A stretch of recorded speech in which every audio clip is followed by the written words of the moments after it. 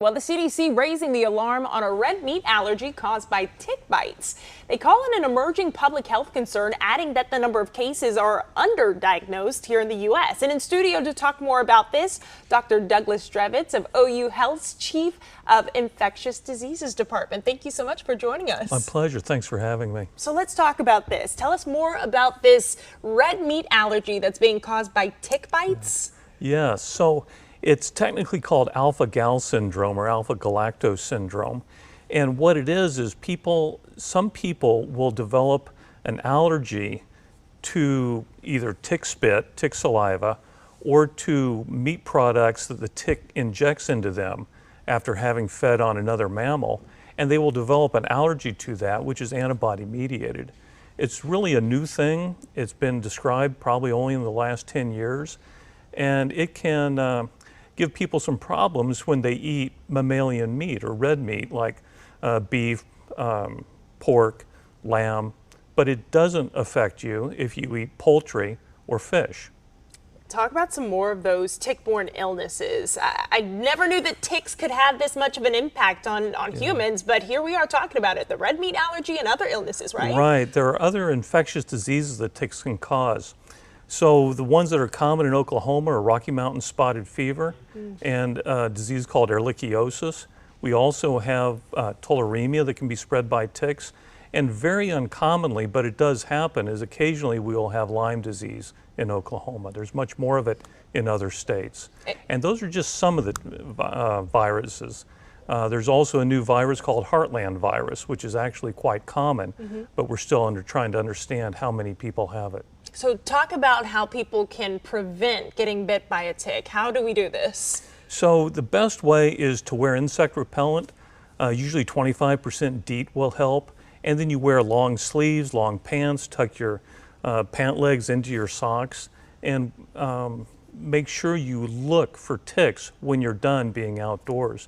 You know, when I was quite young, we lived in Talihina for a while, and we would take walks out in the woods, and every evening after that, my father would strip my brother and I down and check us for ticks. And so that's what you have to do with small children. That's a good dad. He knows he's looking out for his kids. Yeah. So this next question is talking about just what if somebody does get bit by a tick, what are their next steps and what are the symptoms that they should look out for, especially for those Oklahoma-centric diseases that, you know, some ticks carry?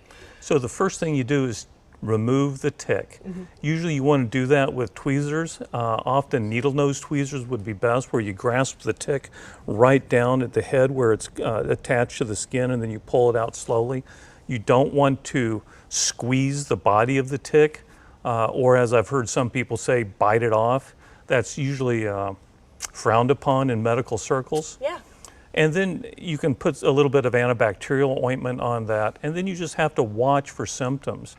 The typical things that you'll get is in 1 to 2 weeks. If you have an infectious disease, you'll have fever and flu-like syndromes. There's really nothing very specific about some of these tick-borne illnesses, with the exception of Rocky Mountain spotted fever, which can cause a rash. So you just have to be aware of what's happening. And talk about more about the importance of grabbing the tick by its head instead of its body. So if the tick is fed, then the body is engorged with blood. And it's also engorged with whatever germs the tick is carrying. So if you squeeze the body of the tick while it's still attached, you're essentially injecting yourself with everything that's in the tick.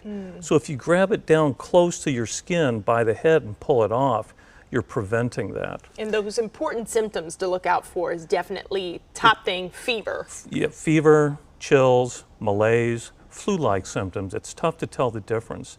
And remember, it takes somewhere between 24 and 48 hours for a tick to transmit an infectious disease.